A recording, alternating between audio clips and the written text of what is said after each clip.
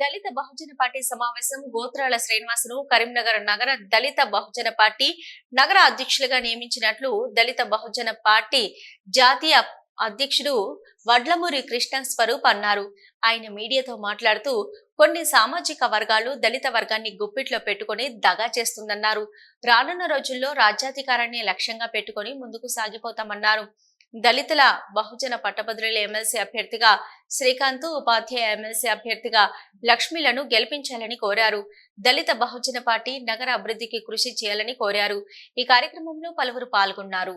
నా పేరు వడ్లమూరి కృష్ణ స్వరూప్, దళిత బహుజన పార్టీ జాతీయ కమిటీ అధ్యక్షుడిగా పనిచేస్తున్నాను మరియు సుప్రీంకోర్టులో కూడా న్యాయవాదిగా ప్రాక్టీస్ చేస్తున్నాను.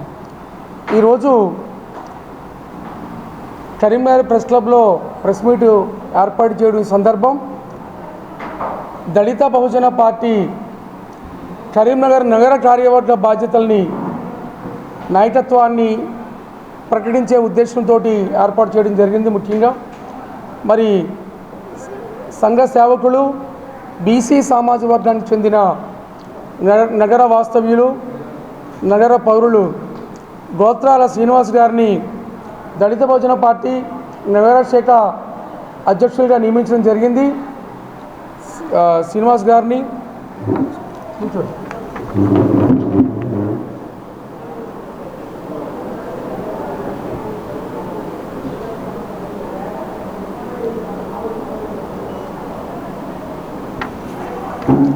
ఇప్పటికే దేశంలో, రాష్ట్రంలో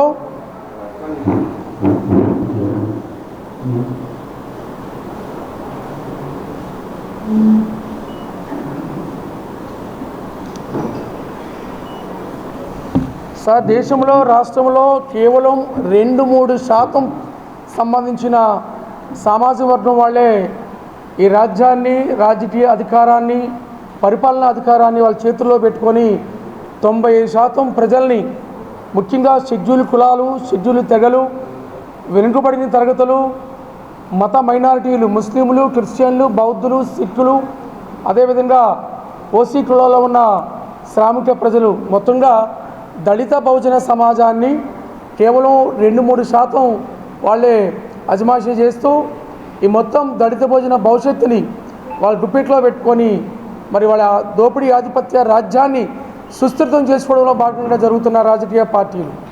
ఈ పరిస్థితుల్లో దళిత బహుజనులకి రాజకీయ అధికార సాధనే ప్రధాన లక్ష్యంతో political power, capture the political power. ఈ పార్టీలు దళిత బహుజన పార్టీలు కాదు, దోపిడీ కులాల పార్టీలు. కాబట్టి దళిత బహుజన జాతులకి రాజ్యాధికార సాధనే లక్ష్యంతో జాతీయ స్థాయిలో, ముఖ్యంగా సౌత్ ఇండియాలో మేము పనిచేస్తున్నాం. హైదరాబాద్ కేంద్రంగా 2003 నుంచి నేటి వరకు మా రాజకీయ పోరాటం సాగుతూనే ఉంది. ఇటీవల గ్రాడ్యుయేట్ ఎమ్మెల్సీ, టీచర్స్ ఎమ్మెల్సీ నియోజకవర్గాల తరపున కూడా గవల శ్రీకాంత్ గారిని పట్టభద్రుల ఎమ్మెల్సీ అభ్యర్థిగా, అదేవిధంగా జి లక్ష్మి గారిని టీచర్స్ ఎమ్మెల్సీ అభ్యర్థిగా కూడా మొన్ననే మేము నామినేషన్ వేయడం జరిగింది. వారంతా ఈ దళిత బహుజన పట్టభద్రుల ఓటు సంబంధించిన ప్రచారంలో ఉన్నారు. అయితే ముఖ్యంగా కరీంనగర్ పట్టణాన్ని, ఈ నగరాన్ని కేంద్ర రాష్ట్ర ప్రభుత్వాలు పూర్తిగా విస్మరించాయి. మరి భారత ప్రభుత్వం సుందర నగరంగా చేస్తామని మరి కేంద్ర మంత్రులు కానీ, ఈ ప్రాంత ఎంపీలు కానీ, ఎమ్మెల్యేలు కానీ, గత ప్రభుత్వం కానీ, ఇప్పుడున్న కాంగ్రెస్ ప్రభుత్వం కానీ హామీలు ఇచ్చారు. అదేవిధంగా రాష్ట్రాన్ని పరిపాలిస్తున్న మరి రేవంత్ రెడ్డి గారి ప్రభుత్వం వాళ్ళు సూపర్ 6 6 హామీలు ఇచ్చారు. వారు 6 హామీలు కూడా వాళ్ళు అమలుపరచకుండా విఫలం చెందారు. మరి కాబట్టి రాష్ట్ర ప్రభుత్వం ఎన్నికల్లో ఇచ్చిన హామీల్ని విస్మరించారు. ముఖ్యంగా పట్టభద్రులు, నిరుద్యోగుల సమస్యలు, నిరుద్యోగుల భవిష్యత్తు తీరుస్తామని చెప్పి ఏడాదికి 2 కోట్ల ఉద్యోగాలు ఇస్తామని నరేంద్ర మోడీ గారి నాయకత్వంలో ఉన్న బీజేపీ ఎన్డీఏ ప్రభుత్వం హామీ ఇచ్చి మోసం చేశారు. తెలంగాణలో రేవంత్ రెడ్డి ప్రభుత్వం ఏడాదికి 1,00,000 ఉద్యోగాలు ఇస్తామని చెప్పి వీళ్ళు మోసం చేసి వీళ్ళు కూడా నాటకాలు చేశారు. ఈ విధంగా ఇవన్నీ కేంద్ర రాష్ట్ర ప్రభుత్వాలు దళిత బహుజన సమాజాన్ని నమ్మించి గొంతు కోసి ఒక సామాజిక దోపిడీకి పాల్పడుతున్నారు. ఇలాంటి పరిస్థితుల్లో ప్రజలు ఎదుర్కొంటున్న సమస్యల పట్ల వారి విద్యా సమస్య కానీ, సంక్షేమం కానీ, ఆరోగ్యం కానీ, సంక్షేమ పథకాల అమలు కానీ, భారత రాజ్యాంగం ప్రకటించిన సంక్షేమ ఫలాలు కానీ, హక్కులు కానీ ఏమీ కూడా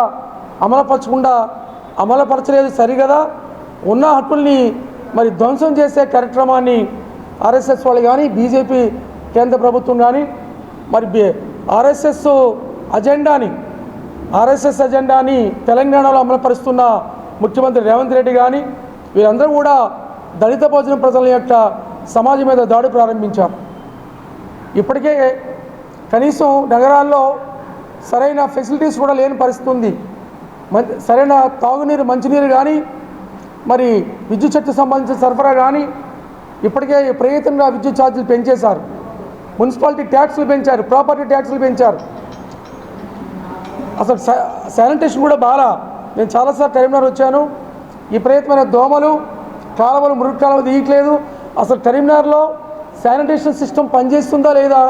ఈ నగర మేయర్ కానీ, మున్సిపల్ కమిషనర్ కానీ, అర్బన్ ఎమ్మెల్యే కానీ, ఇక్కడున్న ఎంపీ కేంద్ర మంత్రి కానీ కనీసం కరీంనగర్ మొత్తం మున్సిపల్ కార్పొరేషన్ పట్ల నగర ప్రజల యొక్క ఆరోగ్యాన్ని పూర్తిగా విస్మరించారు.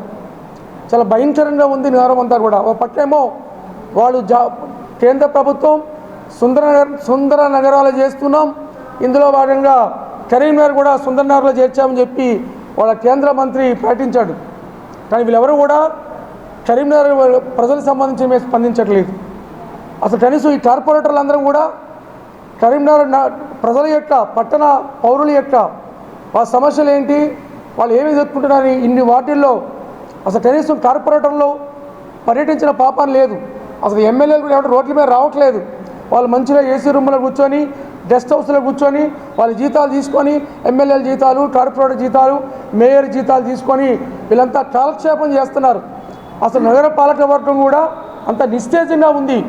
దాంట్లో ప్రత్యేకమైన స్థానిక స్వతంత్రమైన ఆర్టికల్ 70 రాజ్యాంగంలో 73, 74 రాజ్యాంగ సవరణ ద్వారా స్థానిక సంస్థలకి బ్రహ్మాండమైన అధికారాలు రాజ్యాంగం కల్పించింది. స్వతంత్రంగా పురోభివృద్ధికి కల్పించింది. కానీ మరి ఈ నగర ప్రభుత్వం కానీ, ఈ నగర కార్పొరేషన్ కానీ వీళ్ళు రాజకీయాలు వీకెందుకయ్యా? రాజకీయాలు నగర కార్పొరేషన్ అనేది ఎలక్షన్ వరకునే పార్టీలు ఉంటాయి.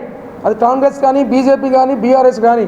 ఎలక్షన్స్ అయిన తర్వాత మొత్తం అందరూ కూడా కంప్లీట్ స్థానిక కార్పొరేషన్ అభివృద్ధి గురించి, పట్టణ ప్రజల యొక్క మరి దైనందిన జీవన సమస్యలు, వారి ఆరోగ్య సమస్యలు, అదేవిధంగా విద్యా సమస్యలు.